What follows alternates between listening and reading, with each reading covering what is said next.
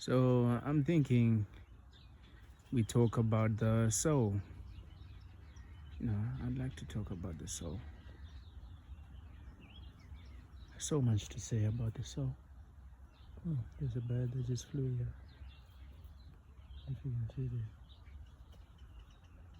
Can't really see it clearly, but you can see the movement. Anyways, the soul.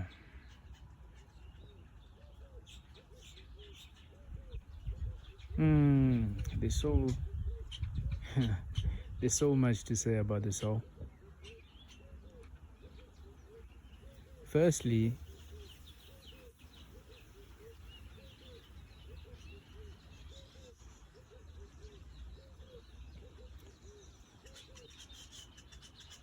let's talk about the basis, the first things that a lot of people think about when it comes to the soul. It like a person has no soul. That's if a person is not altruistic. They say, people say, this person is no soul. If a person does not treat other people nicely, or just enjoys other people's suffering, then you say that person is no soul. And then if they have a soul, it's like or when people, it's like what's inferred, the inferration of having a soul is like, they have such a kind heart, they have a beautiful heart. So the heart and the soul are sort of connected with each other in such a sense that when a person is said to not have a soul, they also say you have no heart. Have a heart. Now, another thing that a lot of people think about is, someone selling their soul. It can be both figurative and literal. The literal sense is that you basically use your influence to basically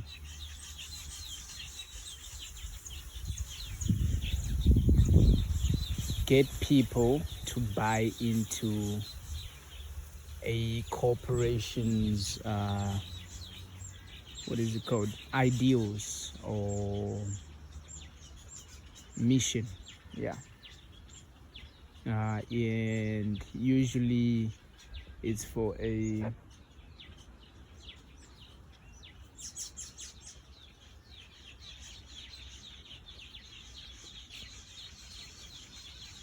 this case, obviously, it's for a negative or low vibrational ideal.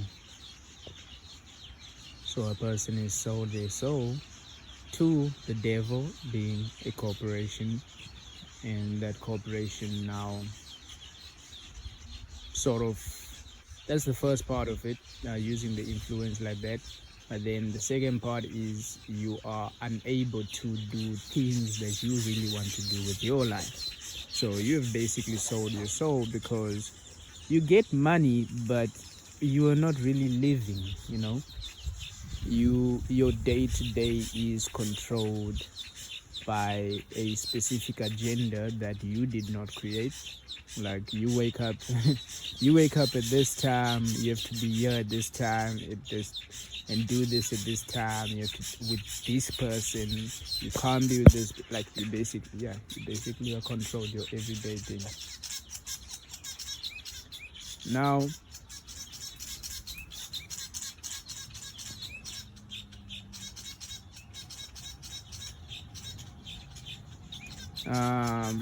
the second part of it, I don't want to stick too much on the low vibrational aspects of it, so let's move on fast. So the second part of it is that you have, or a person, not you, a person who have sold their soul in the actual sense, where it's spiritual, where a person actually met the devil, and this is like you actually meet them during your awakening. You basically sort of have a choice. Some people meet the devil during that time.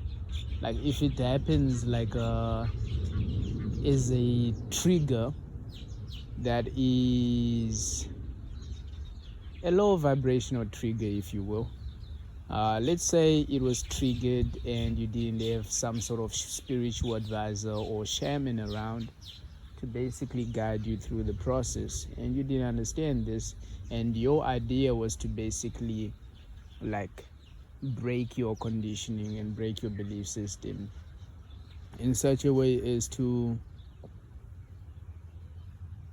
escape the matrix and gain wealth, unlimited wealth. Like, yeah, that bad trip that you get, let's say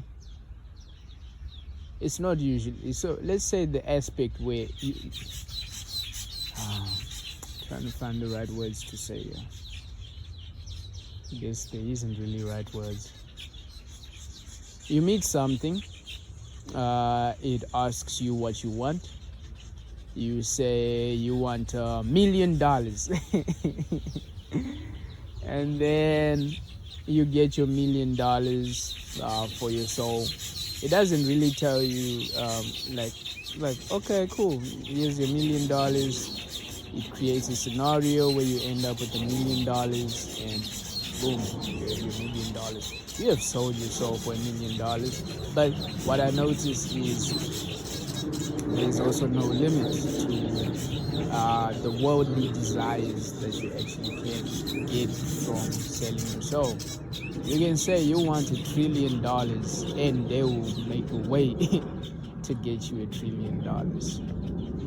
This is where an experiment that I did came to, where I was like, if I asked for $1 million, they could give me $1 million. Yeah, so let's basically recap. I was having this awakening, if you will. Conditions breaking. Yeah, let's go to, since we're now in the beauty of things, let's go into the light. We are going into the beauty of the soul. So I was in this sense where I was seeing the fifth dimension, the sixth dimension, the fourth dimension.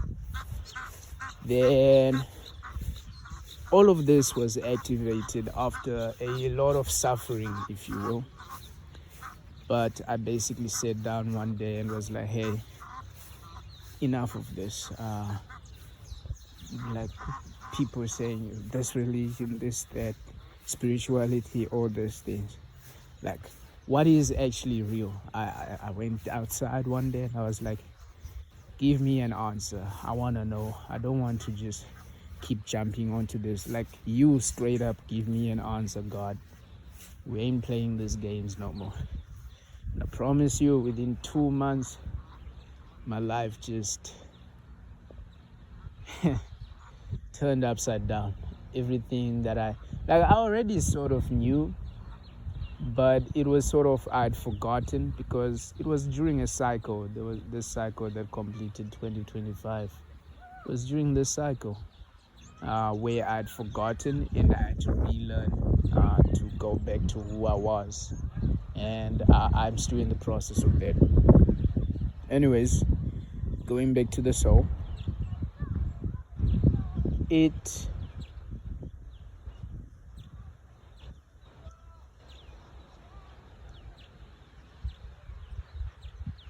without getting into too much detail, while experiencing this awakening, or if you will, or reality restructuring. There we go, reality restructuring. Oh, there's so much to tell. You see, I didn't want to talk about the soul because it's tough to find. It's not even tough. It's just there's so much and there's so little at the same time. It's a basis of the soul is everything, but it's also, it can be explained in one word if you could, which is soul. And then you could break it down into basically everything. So now while breaking it down, while breaking it down into everything, you basically have to decide which aspect, because each person has a different definition of what the soul is, and each person has a different understanding of the soul. Each is sort of correct in his own right and in his own way, but there's a deeper meaning, the one where you are like, oh, the one that basically relaxes your gut, relaxes your heart, your brain is relaxed, like your whole body relaxes once it understands this concept. And then you realize you are one, you are everything. That's basically Solomon, the soul of man. I'll get more deeper into that another time.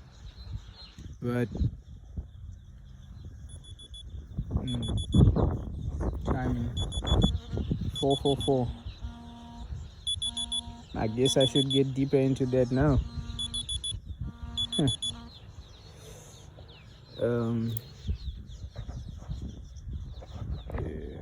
let's see if you can see this.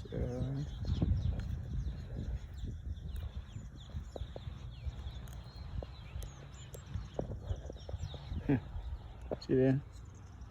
4:44. Yeah.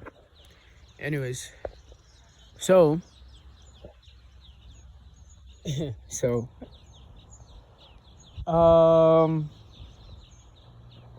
the soul of man, Solomon.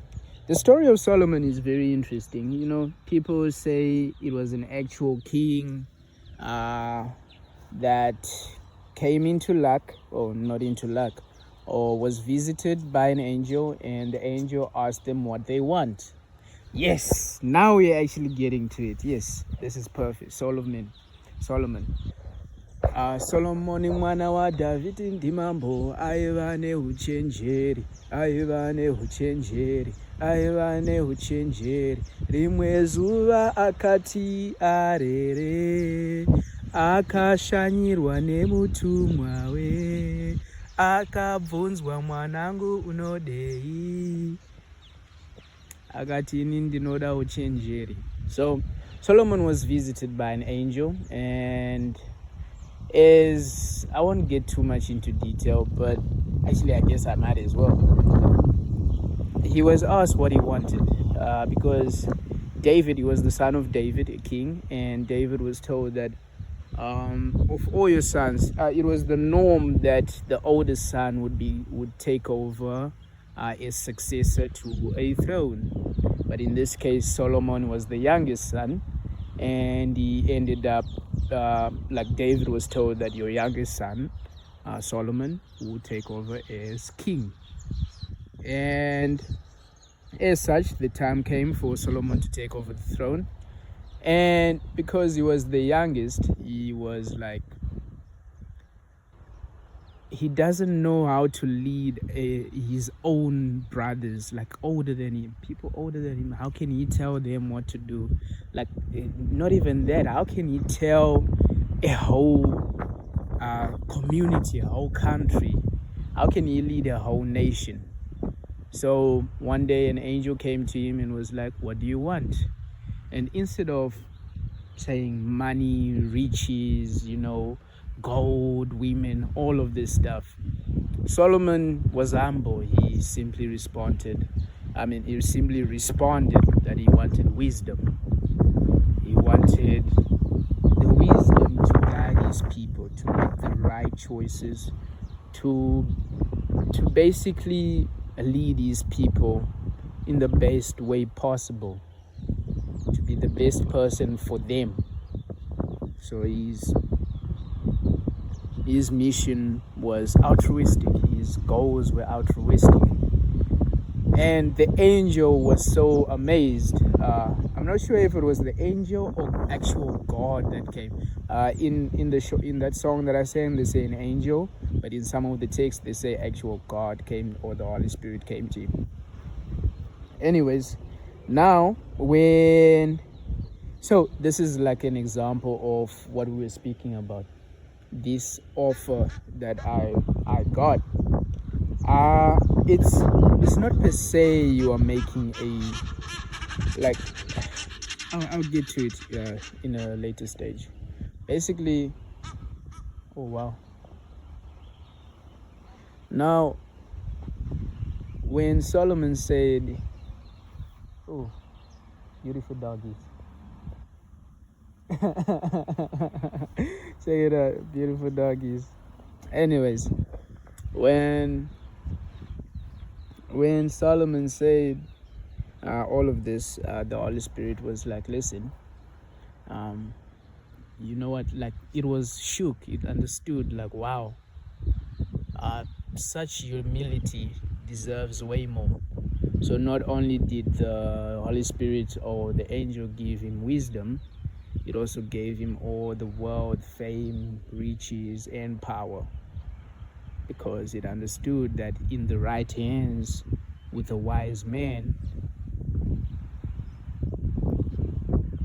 all of these resources would be put to good use. And obviously Solomon was as wise as they say.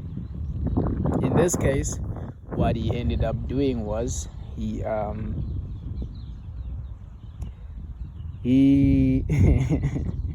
one of the famous stories is two women came to him, and they each recently gave birth to their children, but one of the children had died.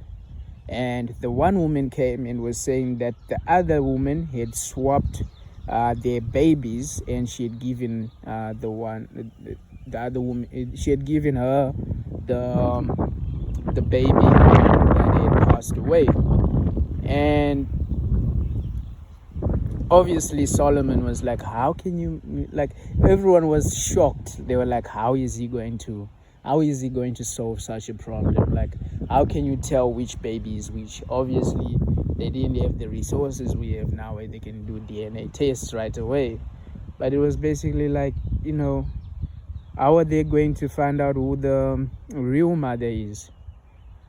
So Solomon basically said, okay, it's simple. Cut the baby in half, and each one of them will have a half of the baby. So that means they both get a baby. The one woman screamed no, and the other woman was basically like, wait, the one woman screamed no, you can let her keep the baby rather. And the one woman was like, yes. No. I'm telling the story wrong, man. Basically, the one woman was like, yes, let's do that. Let's cut the baby in half. And the one woman was like, no, let's rather not let her keep the baby. Rather, I'd rather her have the baby than the baby split in half. So with that, Solomon was like, that's the owner of the baby right there. That's the owner of the baby right there. Anyways, over time, like, you'd get people visiting him, obviously, to test him. Now, according to history, most of his story becomes, a bit too mystical for people's liking, like the Book of Solomon with all the magic, the jinn, the sorcery. Basically, Solomon was now able to conjure up demons, and he could enslave them and make them work and do his bidding, and basically do whatever he wants. He basically could control and manipulate reality. He was very powerful. He became very powerful. And the women, oh my, that he had 300 wives or 600 wives. I'm not sure which one it is, 300 or 600. The number just is, oh no, 300 is that other guy recently with the with the people's wives. No. So Solomon had 600 wives and I think 200 concubines. Yeah. Well, 600 and yeah, it doesn't really matter. Anyways, over time, the lifestyle caught up to him, and he started, not basically, yeah, it caught up to him. He needed a lot of money to support this lifestyle, and he started doing things that are not so kingly, or not so altruistically based or humility based. He was performing dark magic, he was creating all of these things, and yeah, so at a certain point, one of the demons basically took over and managed to get his ring. I think it was his ring here. And then I was like, I'm in charge now. And then Solomon lost everything.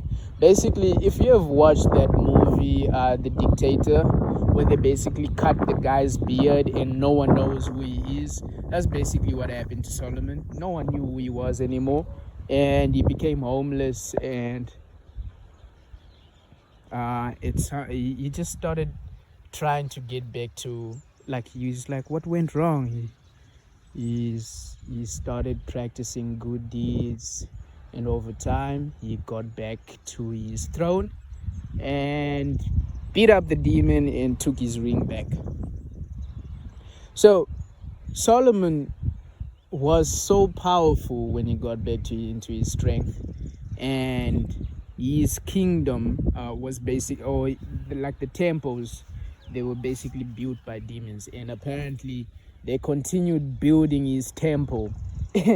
Even they continued building, the demons continued working and building even after Solomon was dead. He died apparently, just standing while sitting, and no one knew he was dead for a long time, which sounds kind of lonely. Like, how does no one know you are dead, bro? Like, you had I'm not sure, maybe you no longer had 600 wives at that point. Anyways, this is where the story gets interesting from my perspective. I don't believe Solomon was an actual person.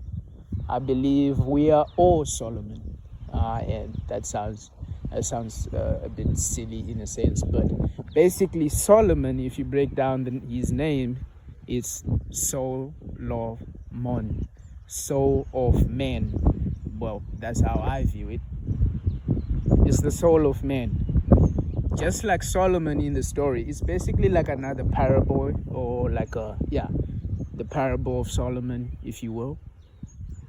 Basically, Solomon, just like him, the soul is capable of humility, is capable of great things beyond measure, is capable of reaching the ultimate success, like there's no limit to what the soul can do. That's why when that the Holy Spirit, the angel, came and visited Solomon and asked him what he wanted, that's basically, like, what I'm saying is that there's no such thing as good. Well, there is. Well, in reality, it can be based. But basically, the idea is that you get what you ask for in reality, because you are God. You are the soul. The soul can shape reality however it wants. And when you are asked what you want, and if you experience these reality shifts, you will get that moment where you will be asked what you want. I'm not sure if it's the same for everyone, but a lot of people it's the same. And basically, in return, you basically have to be there for each and every one that you care for. You are there for life. You care about life. Anyways, back to Solomon's story. I'm not sure if what I'm saying makes sense. It makes sense in my head. It should make sense to a certain inner self. You can sort of understand what I'm trying to say. So the soul is capable of such wondrous deeds. It's capable of saying what it wants and start being what it wants and getting what it wants. And then it's also capable of its own downfall, just like Solomon in the story. It's capable of losing itself. But just the same way that it's capable of losing itself, it's also capable of rebuilding itself to even more of a position of glory than how it was before it fell apart. It's like the rising of the phoenix. That's a cool example of basically explaining what I'm trying to say. And you just have to be willing to sometimes break yourself, break your conditioning, break everything that you believe in. Because at a certain point, it's not really a belief that you got yourself, it's a belief that was conditioned upon you. Someone else gave you that belief. Someone else pushed that belief on you. And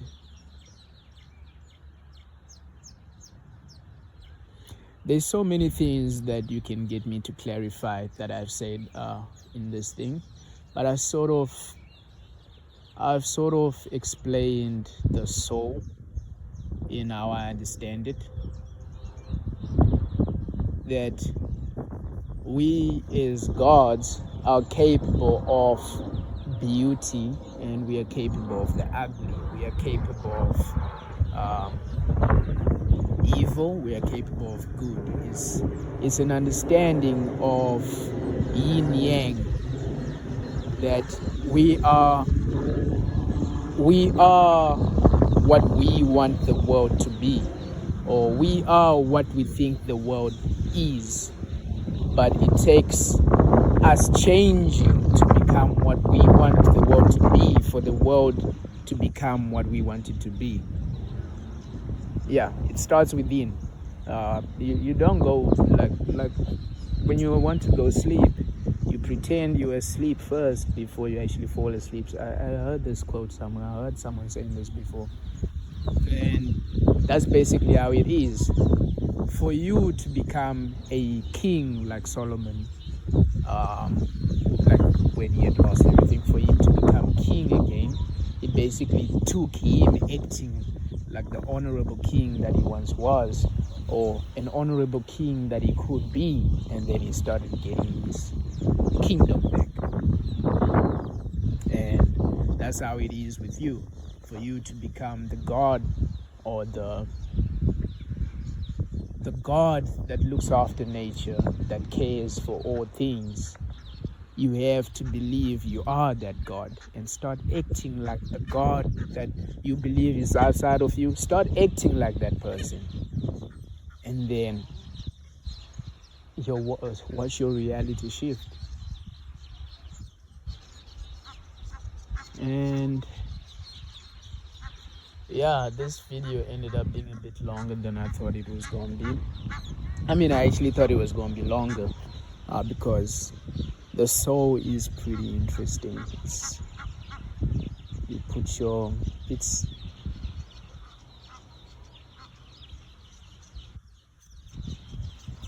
Believe and achieve. You're capable of whatever you want in this world. Most people decide when they go through that breaking, they decide that, the world is treating them badly, so they're gonna treat the world badly as well.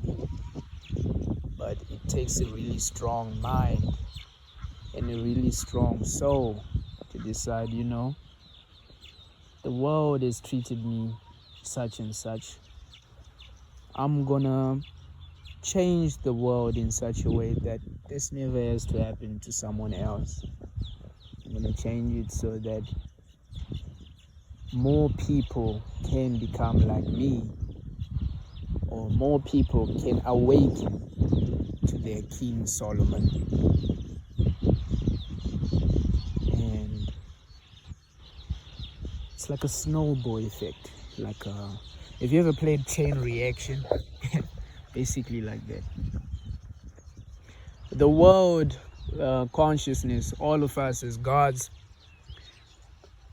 we are basically like, let's say, chain reaction. There's two colors or two competing people. Usually it used to, like, you could choose your color. I think chain reaction but when I used to play with my friends, we would make it green and red, and then basically, let's say green is for the, what is this called? Green is for the yang, and red is for the yin. Now it's basically up to all of us to basically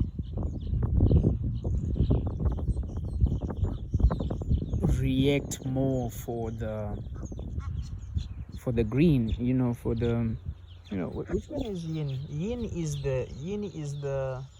is the dark, no?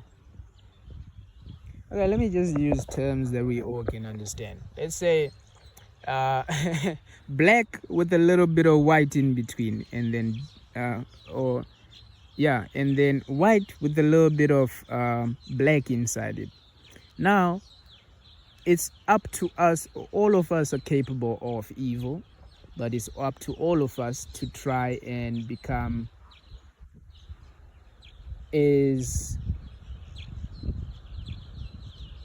to be the light for everyone. It's up to us to decide to be the light. Yeah, let's go with that. We are all capable of dark things, but it's up to us to be the light. Anyways, I'm gonna end this now before I continue rambling on about but if you have any questions, obviously I will make more videos depending on what people are most curious about how this reality and understanding of the world works, or of what I basically explained now. I feel like there might be some things that I have left out, or some things that are glossed over, but basically, when a person, like what we're discussing in the dark there, when a person sells their soul, it's because they've decided that the world treated them badly, so they're gonna treat the world badly as well. Well, that's what would happen during that awakening. And then in the other sense, it's like the world, what you would decide to be is the world treated you badly, so you're gonna make sure that you become the person that treats more people good, so that the world can become good and everyone else is treated good. So that's sort of the understanding. But yeah, I'm gonna go now. Peace out, and yeah.